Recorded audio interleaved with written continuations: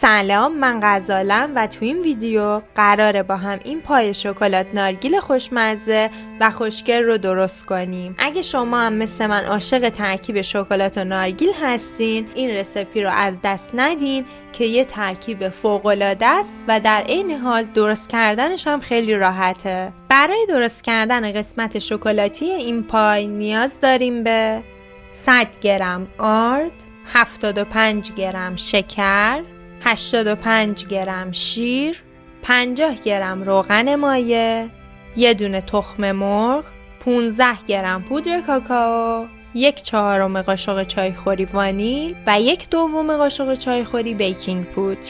اول از همه تخم مرغ، شکر و وانیل به مدت 2-3 دقیقه با همزن میزنیم تا کاملا پفکی و روشن شه.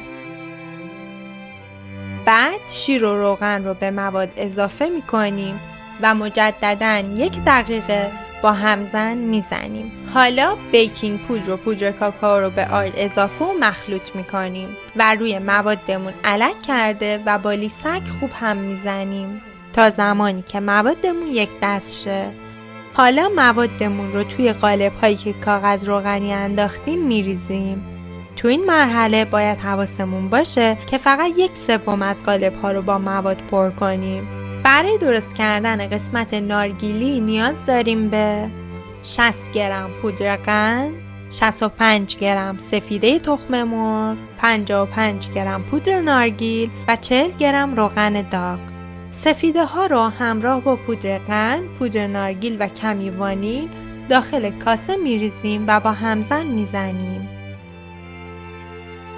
روغنی رو که روی حرارت ملایم گذاشتیم که داغ بشه رو کم کم به مواد اضافه میکنیم و مخلوط میکنیم. البته حواسمون باید باشه که روغن نجوشه و فقط داغ شه. حالا موادمون رو داخل قیف ریخته و روی مواد شکلاتیمون 1 لایه از این مواد میریزیم.